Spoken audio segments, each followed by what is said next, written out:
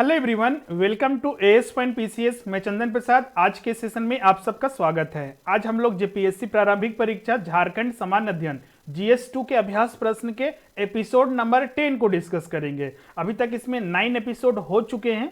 अगर अभी तक आपने उसे नहीं देखा है तो जरूर देखिएगा। उसका लिंक आपका डिस्क्रिप्शन में दिया हुआ है और साथ ही उसका अलग से प्लेलिस्ट भी आपका यहाँ पर बना हुआ है। और साथ ही इस चैनल को सब्सक्राइब कर लीजिए और बेल आइकन को प्रेस कर दीजिए, जिससे आने वाले न्यू वीडियोस और न्यू लाइव सेशन की अपडेट आपको मिलती रहेगी। चलिए आज का सेशन स्टार्ट करते हैं एपिसोड नंबर 9 के अभ्यास प्रश्न से। हर एपिसोड में आपको अंत में एक अभ्यास प्रश्न दिए जाते हैं जिसका आंसर आपको कमेंट करना होता है। तो और उसका नेक्स्ट सेशन में हम लोग डिस्कशन करते हैं। तो एपिसोड 9 का जो अभ्यास प्रश्न था वो प्रश्न है आपका, निम्नलिखित में से कौन सा कथन कार्तिक उरांव के बारे में गलत है। पहला कथन है आपका, कार्तिक उरांव का जन्म गुमला जिले के लीटा टोली गांव में हुआ था। दूसरा है आपका, हर साल 29 अक्टूबर को पूरे झारखंड राज्य खासकर दक्षिणी छोटानागपुर में उनकी जयंती पर कई स्थानों पर कार्यक्रम आयोजित किए जाते हैं। तीसरा कथन है आपका, कार्तिक उरांव 1962 में एचईसी की नौकरी छोड़ राजनीति में प्रवेश किए। चौथा है आपका, जवाहरलाल नेहरू के मार्गदर्शन में कार्तिक उरांव 1962 में लोहरदगा संसदीय क्षेत्र से लोकसभा चुनाव में खड़े हुए और भारी मतों से विजय हुई। अब इसमें जो सही उत्तर होगा आपका डी होगा। पहले प्रश्न को समझिएगा, इसमें क्या पूछा गया था कि इसमें से कौन सा कथन गलत है। गलत कथन में आप देखिएगा डी यहां पर गलत है, बाकी सारा सही कथन है, क्योंकि पहला कथन उनका जन्म गुमला जिले के लिटाटोली गांव में हुआ था और हर साल 29 अक्टूबर के उनकी जयंती पर बहुत सारे कार्यक्रम आयोजित किए जाते हैं पूरे राज्य के साथ। दक्षिणी छोटानागपुर में सबसे ज्यादा इसके कार्यक्रम आयोजित होते हैं। और उन्होंने 1962 में अपनी एचईसी की नौकरी, जब वो इंजीनियरिंग करके वापस लौटे थे अपने देश, तो उन्होंने एचईसी में नौकरी प्रारंभ की थी, लेकिन बाद में उन्होंने उसे छोड़कर राजनीति में प्रवेश किया था 1962 में। तो ये तीनों पॉइंट सही है, लेकिन जो चौथा पॉइंट है वो बिल्कुल गलत है। ये तो सही है कि वो लोहरदगा संसदीय चुनाव में जवाहरलाल नेहरू के मार्गदर्शन में 1962 के चुनाव लड़े थे, लेकिन वो हार गए थे। फिर से वो चुनाव लड़े थे 1967 में, तब वो पुनः भारी मतों से विजयी हुए थे। तो इसीलिए डी पॉइंट यहां पर रॉन्ग है, इसीलिए राइट आंसर जो होगा इस क्वेश्चन का वो डी होगा। तो चलिए स्टार्ट करते हैं आज का सेशन प्रश्न संख्या 1 से। हाल ही में झारखंड सरकार के ग्रामीण विकास विभाग द्वारा जारी प्रारंभ बिरसा हरित ग्राम योजना से संबंधित निम्न में से कौन सा कथन सही नहीं है। गलत कथन आपको फाइंड आउट करना है। यह है आपका, इस योजना के अंतर्गत राज्य भर में 5 करोड़ पौधे लगाए जाएंगे। बी है आपका, योजना के अंतर्गत मनरेगा के तहत 25 करोड़ मानव दिवस का सृजन होगा। सी है आपका, सरकार 3 वर्ष तक पौधे को सुरक्षित रखने के लिए सहयोग देगी। और चौथा पॉइंट है आपका, उपयुक्त सारे कथन सत्य है। इसका सही उत्तर जो होगा आपका सी होगा, क्योंकि यहां पर पहला कथन दूसरा कथन बिल्कुल सही है। इस योजना के बारे में समझते हैं। सबसे पहले तो ये जानिए पहला पॉइंट, यह योजना 4 मई को प्रारंभ किया गया था और ये योजना है जो है आपका ग्रामीण विकास विभाग के तहत संचालित किया जाएगा। तीसरा कथन ये आपका, मनरेगा के तहत इन योजनाओं को चलाया जा रहा है। 4 मई 2020 को इसको नोट कर लीजिएगा। दूसरा पॉइंट में आपका, ये योजना जो है आपका 5 वर्ष के लिए एक्शन प्लान में है, जिसमें कि आपका 5 साल में करीब 25 करोड़ मानव दिवस सृजन करने का लक्ष्य रखा गया है। कुल 5 करोड़ 5 लाख परिवारों को 100 पेड़ लगाने का टेंडर इसमें दिया जाएगा, काम दिया जाएगा, उनको पट्टा दिया जाएगा। तो इस प्रकार कुछ 5 करोड़ पौधे लगाए जाएंगे। तो इन चीजों को ध्यान में रखते हुए एक चीज और इसमें हमें शामिल करना होगा, जो तीसरा पॉइंट को ध्यान में रखना है आपको। तीसरा पॉइंट में डिस्कस दिया गया है आपका कि सरकार 3 वर्ष तक पौधे को सुरक्षित रखने हेतु सहयोग देगी, जो कि बिल्कुल गलत है, क्योंकि इसमें सरकार जब तक पौधे हैं उसके लिए उन्हें सपोर्ट करेगी। ऐसे तो इन पौधे की जो देख रेख है ग्रामीण के द्वारा की जाएगी, लेकिन उनके लिए सरकार भी सहयोग करेगी। और अभी मान लीजिए 5 साल के लिए दिया गया टेंडर, तो 5 साल तक उनकी देखरेख करेगी। हाँ, 3 साल का एक जिक्र आता है जो चौथा पॉइंट में हम यहां पर डिस्कस करना चाहेंगे कि सरकार उम्मीद की है कि जो भी पौधे लगाए जाएंगे, क्योंकि इसमें जो पौधे लगाए जाएंगे वो फलदार पौधे लगाए जाएंगे, तो सरकार ये लक्ष्य लेके चलिए कि 3 साल के बाद जिनके द्वारा पौधे लगाए जाएंगे उन्हें 3 साल के बाद 50,000 रुपए वार्षिक आमदनी होने की संभावना है। क्लियर है? तो इस प्रकार पॉइंट नंबर 3 आपका यहां पर रॉन्ग है, इसीलिए राइट आंसर आपका यहां पर क्या होगा? सी होगा। पूछा ही गया था प्रश्न में कि कौन सा कथन सही नहीं है। नेक्स्ट है आपका प्रश्न संख्या 2। झारखंड विधानसभा 2019 में किस एक अकेले पार्टी को सबसे ज्यादा वोट प्रतिशत मिला था? पहला ऑप्शन है आपका झारखंड मुक्ति मोर्चा, बी है आपका झारखंड विकास मोर्चा, सी है आपका कांग्रेस और डी है आपका भारतीय जनता पार्टी। तो इसका सही उत्तर होगा आपका डी, भारतीय जनता पार्टी। इसे अच्छे से समझिएगा, बहुत सारे स्टूडेंट इसमें कंफ्यूज करते हैं। प्रश्न ये पूछा गया था कि किस एक अकेले पार्टी को सबसे ज्यादा वोट प्रतिशत मिला था, मतलब कि लोगों ने सबसे ज्यादा वोट किसे दिया था। हाँ, हो सकता है कि पार्टी अलग हो, जो जिनके आधार पर गठबंधन वाली सरकार बनी और उन्होंने मुख्यमंत्री हेमंत सोरेन बने, लेकिन सबसे ज्यादा जो वोट मिला था इंडिविजुअली अगर काउंट करें वोट के आधार पर, तो सबसे ज्यादा बीजेपी को मिला था सिंगल पार्टी के तौर पर। वो इस प्रकार है, बहुमत मिलने के बाद आपको पता है कि जेएमएम, कांग्रेस और राजद ने मिलकर एक गठबंधन की सरकार बनाई थी, जिन्हें वोट प्रतिशत जो मिला था 35.25% मिला था। लेकिन चुनाव में बीजेपी एक सिंगल पार्टी के रूप में उभरी और उसे 25 सीटों के साथ कुल जो वोट प्रतिशत मिला था वो 33.5% था। 3 पार्टी आप मिलकर देख रहे हैं 35.25 ला रही है, जिन्हें कुल मिलाकर आपका 47 सीट होता है। इसमें आपका जेएमएम का 30 सीट था, कांग्रेस का 16 और आरजेडी का 1 था। तो इसके आधार पर उन्हें 35.25% वोट मिला था, जबकि बीजेपी को सिंगल पार्टी के तौर पर 33.5% वोट मिला था। प्रश्न पूछा गया था किस अकेले पार्टी को सबसे ज्यादा वोट मिला है, वोट प्रतिशत था, तो भारतीय जनता पार्टी बीजेपी को। क्लियर है? नेक्स्ट है आपका प्रश्न संख्या 3।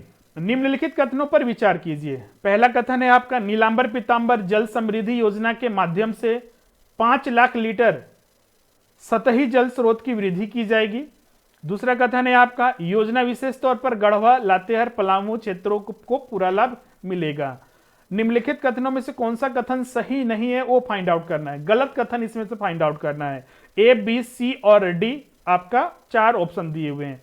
अब समझते हैं यहां पर पहला कथन आपका बिल्कुल सही। आपका हाल ही में 4 मई को 3 योजनाएं प्रारंभ की गई थी। 4 मई 2020 को लॉकडाउन जब प्रारंभ हुआ था तो बेरोजगारी बढ़ी थी, तो बेरोजगारी लोगों को रोजगार देने के लिए खासकर ग्रामीण अर्थव्यवस्था में, ग्रामीण क्षेत्रों में उनके लिए 3 योजनाएं प्रारंभ की गई। पहला था आपका बिरसा हरित ग्राम योजना, दूसरा था आपका नीलांबर पीतांबर जल समृद्धि योजना और तीसरा था आपका पोटो हो खेल विकास योजना। तो इन तीनों योजनाओं के माध्यम से लक्ष्य रखा गया था लोगों को रोजगार देने के लिए। यहां पर जो प्रश्न पूछा गया है नीलांबर पीतांबर से पूछा गया है, तो नीलांबर पीतांबर जो जल समृद्धि योजना है उसमें लक्ष्य रखा गया है कि राज्य की वार्षिक जल क्षमता में 5 लाख करोड़ लीटर की सतही जल की वृद्धि करने का लक्ष्य रखा गया है। यह मुख्य रूप से जो 3 जिले हैं, खासकर आप देखिएगा इसमें गढ़वा, लातेहार, पलामू, इसीलिए देखिएगा जो यहां पर नाम भी दिया गया है इस योजना का, वहीं के जो क्रांतिकारी रह चुके हैं नीलांबर पीतांबर, उन्हीं के नाम पर इस योजना को रखा भी गया है। क्योंकि देखिएगा सबसे ज्यादा पानी की जो किल्लत होती है राज्य में, अकाल हमेशा पड़ता रहता है, इन क्षेत्रों में पलामू, खासकर गढ़वा, लातेहार, इन क्षेत्रों में देखा जाता है, मतलब कि पलामू प्रमंडल में।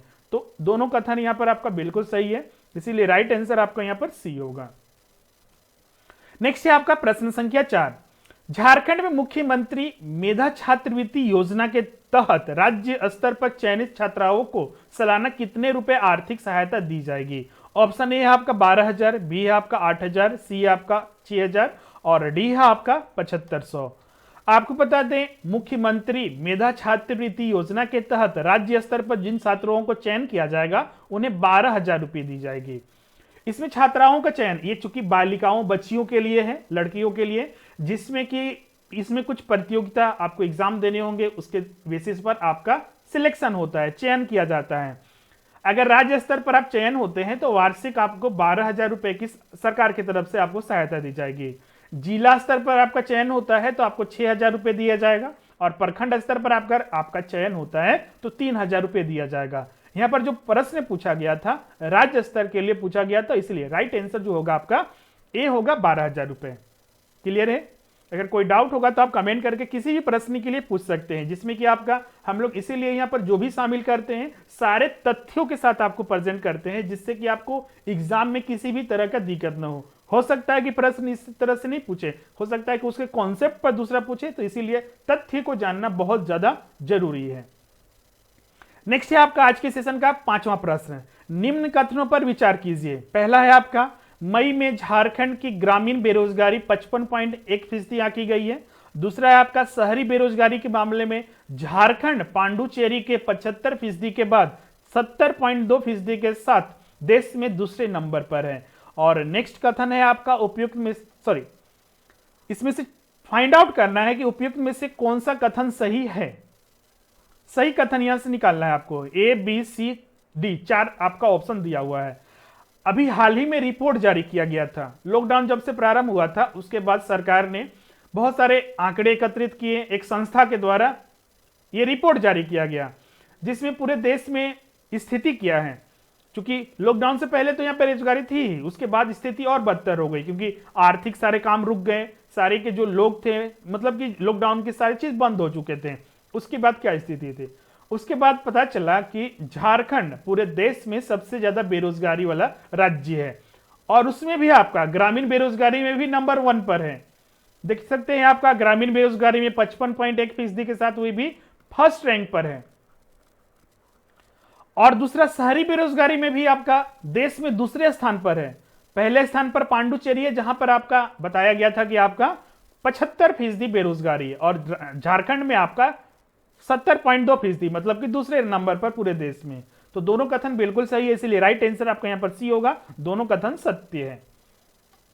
इसीलिए जरूरी होता है कि जो वर्तमान में घटनाएं हो रही है उसके बारे में विस्तृत आप अध्ययन कीजिए। जो भी रिपोर्ट आती है सरकार द्वारा, किसी संस्था द्वारा, या फिर किसी भी अन्य मोड से जो जारी किए जाते हैं आंकड़े, वो आपको ध्यान में रहने चाहिए। जैसे कि भी हाल ही में बहुत सारे जो वनों के क्षेत्र की स्थिति के बारे में रिपोर्ट जारी किया गया था। हर मंथ में कुछ ना कुछ घटनाएं होती है, कुछ ना कुछ योजनाएं बनती है। जैसे कि अभी 3 योजनाओं के बारे में हमने जिक्र किया था, नीलांबर, पीतांबर और बिरसा हरित ग्राम योजना पर प्रश्न भी आता है। तो इन्हें जरूर स्टडी करने की जरूरत है। इसीलिए हम इसके लिए अलग से एक मैगजीन भी निकालते हैं। हम इस YouTube चैनल पर अलग से सारे डिस्कस भी किए हुए हैं, डेली बेसिस पर, मंथली बेसिस पर। हमारे प्ले लिस्ट में जाइएगा, वहां पर आपको कंप्लीटली मिलेगा। आपको जनवरी 2019 के बाद के जितने भी इवेंट हुए हैं सारे का आपको वहां पर वीडियो डिस्कस किया हुआ है। बहुत सारे छात्रों को वीडियो में प्रॉब्लम होती है, इसीलिए हम लोग मैगजीन भी निकालते हैं, झारखंड टुडे मैगजीन। आपको याद होगा हम इसके बहुत सारे फ्री में भी प्रोवाइड किए हैं, जिसका मैगजीन वगैरह आपने सबने डाउनलोड भी किया होगा, और जिन्होंने नहीं डाउनलोड किया जरूर कीजिएगा। और साथ ही इसका वार्षिक मैगजीन कंपाइलेशन आता है, क्योंकि मंथ के कुछ ही मैगजीन जो है आपको फ्री में उपलब्ध होते हैं, बाकी कुछ नॉमिनल चार्जेस बहुत ही कम रेट पर आपको उपलब्ध हो जाते हैं, जिसमें कि हमारा जो मेहनत होता है उसके लिए आपको वहां पर कुछ पे करने होते हैं, जिसमें कि आपका हर मंथ का अच्छे से सारा चीज दिया हुआ है। अगर उसे आपने ऑर्डर नहीं किया तो जरूर कीजिएगा। उसका लिंक आपका झारखंड टुडे मैगजीन, जिसमें कि आपका साल मतलब कि 2019 से लेके अब तक का करंट अफेयर शामिल किया गया है, या फिर मंथ वाइज भी बहुत सारे ऑर्डर पहले भी हो चुके हैं। तो मान लीजिए जो नए छात्र हैं वो मंथ के अकॉर्डिंग भी ऑर्डर कर सकते हैं, जो कि बहुत ही कम चार्जों पर आपको मिलता है। पीडीएफ में भी और हार्ड कॉपी प्रिंटेड में भी आपको दोनों में उपलब्ध है आपको। नेक्स्ट हम लोग प्रश्न यहां पर डिस्कस करेंगे, आपका प्रश्न संख्या 6। ये भी आपका करंट अफेयर्स है इसमें, लेकिन हम लोग देखेंगे कि तथ्य के आधार पर कैसे इसको सॉल्व करेंगे। निम्नलिखित कथनों पर विचार कीजिए। पहला कथन है आपका, हाल ही में झारखंड सरकार द्वारा झारखंड में पान गुटखा में मैग्नीशियम कार्बोनेट पाए जाने के कारण उत्पादन एवं बिक्री पर प्रतिबंध लगाया गया है। दूसरा कथन है आपका, पान मसाला के लिए फूड सेफ्टी एक्ट 2006 में दिए गए मानक के मुताबिक मैग्नीशियम कार्बोनेट मिलाया जाना प्रतिबंधित है। अब आपको इनमें से बताना है कौन सा कथन सही है। यह भी आपका कोरोना वायरस के प्रकोप के बाद देखा गया था, जैसे कि थूकने के लिए मना कर दिया कि सार्वजनिक प्लेस पर आप नहीं थूक सकते, उसके लिए जुर्माना भी बहुत सारे राज्य ने लगाया है। साथ ही केंद्र सरकार ने इसके लिए आपको जारी भी किया था गाइडलाइंस। राज्य में इसी समय बहुत सारे पान मसाला गुटखा, क्योंकि बहुत सारे जो गुटखा वगैरह खाते हैं, पान मसाला खाते हैं, तो वो कहीं ना कहीं थूकते हैं, तो उसके लिए भी प्रतिबंध लगाया गया था। इसके बाद फिर सरकार ने बहुत सारे पान मसाला और जो गुटखा बनते हैं उनके सैंपल की जांच की, तो उसमें पाया गया कि जो एक प्रतिबंधित पदार्थ है। फूड सेफ्टी एक्ट 2006, खाद्य सुरक्षा अधिनियम, खाद्य सुरक्षा अधिनियम या एक्ट के तहत 2006 के तहत किसी भी खाद्य पदार्थ में मैग्नीशियम कार्बोनेट मिलाना प्रतिबंधित है। अगर किसी भी खाद्य पदार्थ में, गुटखा भी चाहे जानलेवा हो, वो भी तो एक खाद्य पदार्थ ही है, उससे कैंसर होता है, लोग जानते भी हैं लेकिन फिर भी खाते हैं। तो कुछ मापदंड इसके लिए बनाए गए हैं खाद्य सुरक्षा अधिनियम में कि इन खाद्य पदार्थों में मैग्नीशियम कार्बोनेट नहीं होना चाहिए, लेकिन ये पाया गया तो इसीलिए सरकार ने इसे बंद कर दिया, मतलब कि इसके बिक्री पर भी, उत्पादन पर भी प्रतिबंध लगा दिया गया है। तो दोनों कथन यहाँ पर जो दिया हुआ है बिल्कुल सत्य है। ये 1 साल के लिए भी प्रतिबंध लगाया गया है, हो सकता है कि बाद में इसमें चेंज भी किया जा सके। अभी बहुत सारे ऐसे लोग हैं जो इसका ब्लैक मार्केटिंग कर रहे हैं, बिक्री कर रहे हैं, तो उनके लिए सजा का प्रावधान भी बनाया गया है बहुत सारे जिलों में, जैसे कि 6 महीने 1 साल आर्थिक रूप से भी उन्हें दंड देना पड़ रहा है। तो दोनों कथन यहाँ पर सही है, इसीलिए राइट आंसर आपका यहाँ पर सी होगा। ये भी करंट अफेयर से रिलेटेड है। तो इन सारे चीजों को कहां से स्टडी करें, तो वो सारे मैगजीन में आपको आ जाते हैं। झारखंड का कोई मैगजीन नहीं आता है, सिर्फ हमारे द्वारा ही झारखंड टुडे मैगजीन लाया जाता है, जिससे आप अच्छे से सॉफ्ट कॉपी में भी और हार्ड कॉपी में, दोनों में भी आप स्टडी कर सकते हैं। नेक्स्ट है आपका प्रश्न संख्या 7। केंद्रीय गृह मंत्रालय द्वारा लॉर्ड भगवान कृष्ण के नाम पर किस जिले में रेलवे स्टेशन का नाम बदलने से संबंधित झारखंड सरकार के प्रस्ताव को मंजूरी प्रदान की है? ऑप्शन है आपका गोड्डा, साहेबगंज, सी है आपका गढ़वा और डी है आपका गुमला। अभी आपका 2018 में परीक्षा में कभी कभी लिख देता है हाल ही में। हाल ही का मतलब कि आपको ये नहीं समझना है कि 2020 में या फिर जो अभी जो मंथ में हुआ है वही 2018 में, 2019 में या 2020 में। जैसे कि ये घटना जो हुआ था आपका सितंबर 2018 में, कृष्ण जन्माष्टमी के अवसर पर केंद्रीय गृह मंत्रालय द्वारा लॉर्ड कृष्णा के नाम पर गढ़वा जिले में जो रेलवे स्टेशन था उसका नाम बदलने की मंजूरी दी गई है। झारखंड सरकार ने भगवान कृष्ण को समर्पित बंसीधर मंदिर के नाम पर रेलवे स्टेशन और नगर उटारी, ये आपका नगर उटारी होगा, गढ़वा में एक प्रखंड है आपका नगर उटारी, उसके भी नाम बदलकर बंसीधर नगर करने का प्रस्ताव दिया था, जिसके केंद्रीय मंत्रिमंडल के द्वारा उसकी मंजूरी भी मिल गई है। इसका नाम होगा बंसीधर रेलवे स्टेशन और नगर उटारी का नाम होगा बंसीधर नगर। इसको ध्यान में रखिएगा। और ये गढ़वा जिले में पड़ता है, इसीलिए राइट आंसर आपका यहां पर सी होगा। नेक्स्ट है आपका प्रश्न संख्या 8। भारत के किस प्रधानमंत्री के कार्यकाल में झारखंड प्रांत के अलग राज्य बनने के लिए बिहार राज्य पुनर्गठन विधेयक 2000 लाया गया था? पहला ऑप्शन है आपका अटल बिहारी वाजपेयी, बी है आपका डॉक्टर मनमोहन सिंह, सी आपका इंद्र कुमार गुजराल और डी है आपका एच.डी. देवगौड़ा। संबंधित तथ्य देखते हैं। इसमें सबसे पहला चीज ध्यान रखिएगा, जब झारखंड 2000 में अलग हुआ था तो उस समय बिहार के मुख्यमंत्री जो थी आपका राबड़ी देवी थी। केंद्र में जो सरकार थी भाजपा की सरकार, गठबंधन वाली सरकार थी। उस समय प्रधानमंत्री कौन थे आपका अटल बिहारी वाजपेयी। कभी कभी गृह मंत्री के बारे में भी पूछा जाता है, इसको भी नोट कर लीजिएगा। गृह मंत्री उस समय लाल कृष्ण आडवाणी थे, कृष्ण आडवाणी। राष्ट्रपति भी कभी कभी पूछा जाता है प्रश्न में, तो राष्ट्रपति को भी नोट कर लीजिएगा। राष्ट्रपति उस समय के.आर. नारायण थे। क्लियर है? तो ये प्रश्न हमेशा पूछता है, कोई भी एग्जाम में आप देखिए बैठिए, चाहे जेएसएससी जेपीएससी में, वहां पर इन सारे तथ्य से पूछा जाता है कि जब झारखंड अलग हुआ था 2000 में तो उस समय बिहार में कौन सरकार थी, तो राबड़ी देवी राजद की सरकार थी गठबंधन वाली कांग्रेस के साथ। फिर उसके बाद भाजपा थी, जो सेंट्रल में सरकार थी भाजपा की थी गठबंधन वाली। प्रधानमंत्री अटल बिहारी वाजपेयी थे, गृह मंत्री लाल कृष्ण आडवाणी और जो हमारे राष्ट्रपति थे वो के.आर. नारायण थे। तो इसमें जो प्रश्न पूछा गया था कि जब झारखंड अलग हुआ था तो उस समय जो विधेयक लाया गया था उस समय जो प्रधानमंत्री थे कौन थे, अटल बिहारी वाजपेयी थे। प्रश्न संख्या 9 है आपका, निम्नलिखित कथनों पर विचार कीजिए। पहला कथन है आपका, बिरसा हरित ग्राम योजना का शुभारंभ ग्रामीण विकास विभाग द्वारा संचालित है। बी है, दूसरा कथन है आपका, इस योजना के अंतर्गत फलदार पौधे लगाने का लक्ष्य निर्धारित है जिसमें कि बुजुर्गों एवं महिलाओं को प्राथमिकता प्रदान की जाएगी। निम्नलिखित कथनों में से कौन सा कथन सही है? तो आपको पता होगा हमने इस पर आज पहला प्रश्न भी डिस्कस किया था और सारे तथ्य भी आपको बताए थे। तो इसका सही उत्तर होगा सी, क्योंकि दोनों कथन यहां पर सही है। हमने आपको कुछ नोट भी कराए थे। पहला पॉइंट में हमने नोट कराया था 4 मई 2020 को 3 योजनाएं प्रारंभ हुई थी, जिसमें कि बिरसा हरित ग्राम योजना भी था। ये सारी योजनाएं ग्रामीण विकास विभाग द्वारा संचालित है। मनरेगा के तहत इसमें रोजगार दिया जाएगा। मनरेगा के तहत इसमें रोजगार दिया जाएगा।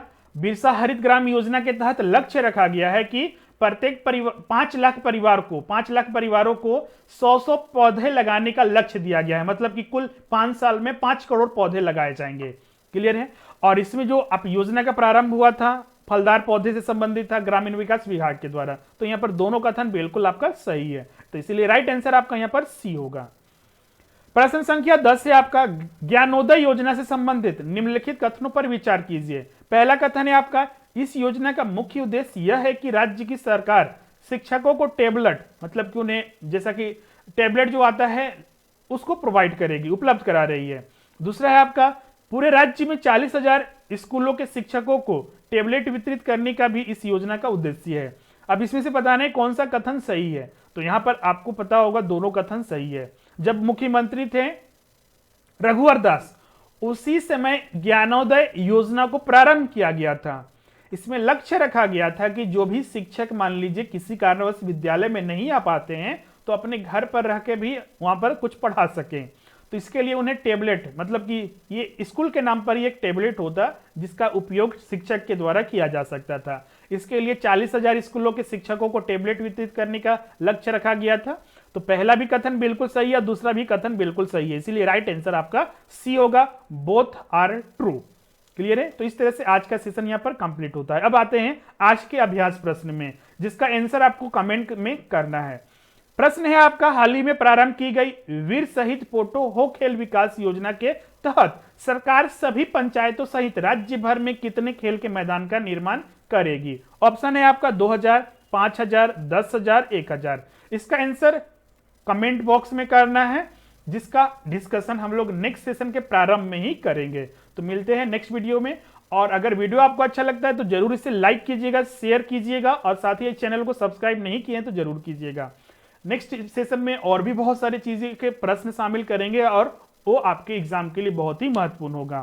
साथ ही हमारे स्टडी मटेरियल, बहुत सारे छात्र पूछते हैं बुक्स के बारे में और भी बहुत सारी चीजें पूछते हैं। तो आपको बता दें हमारे स्टडी मटेरियल में हर चीज का समावेश किया गया है। स्टैंडर्ड बुक्स के माध्यम से एनसीईआरटी को बेस बना के सारे चीज तैयार किया गया है, जिसमें कि आपको एक ही जगह पर, चूंकि जेपीएससी के आधार पर कोई भी बुक नहीं आते हैं, जो भी आप मान लीजिए बुक स्टडी करते हैं जैसे बिपिन चंद्र हो गया, टीएमएच हो गया, किसी भी पब्लिकेशन का, तो यूपीएससी के लिए भी वही होता है, जेपीएससी के लिए भी और अदर पब्लिक सर्विस कमीशन के लिए वही पढ़िए। स्पेसिफिक आपको चाहिए क्योंकि आपको एग्जाम में क्वालिफाई करना है। 40 मार्क्स से एक प्रश्न पूछे जाते हैं। प्रारंभिक परीक्षा में झारखंड स्पेसिफिक है, तो उसको अच्छे से तैयारी करने की जरूरत है, रेगुलर साथ सिलेबस के अकॉर्डिंग। तो इसीलिए हमारे नोट्स जो होते हैं इस चीज को पूरा करते हैं। आप उसके लिए इस नंबर पर कांटेक्ट कीजिए, आप ऑर्डर कर सकते हैं या फिर लिंक भी आपका डिस्क्रिप्शन में दिया हुआ है। हमारे जो ऑनलाइन स्टोर है वहां पर जाके भी आप डायरेक्ट ऑर्डर कर सकते हैं, आपके एड्रेस पर वो चला जाता है। हमारा रांची सेंटर स्वरूप एकेडमी जो स्थित है वहां से भी आप डायरेक्ट परचेस कर सकते हैं। साथ ही आप हमें अनअकैडमी पर फॉलो कर सकते हैं जहां पर ऑनलाइन क्लासेस उपलब्ध हैं और साथ ही आपका फ्री लाइव सेशन भी होते हैं। तो वहां पर भी बहुत सारे यूजफुल क्लासेस चल रहे हैं। थैंक यू, मिलते हैं नेक्स्ट सेशन में।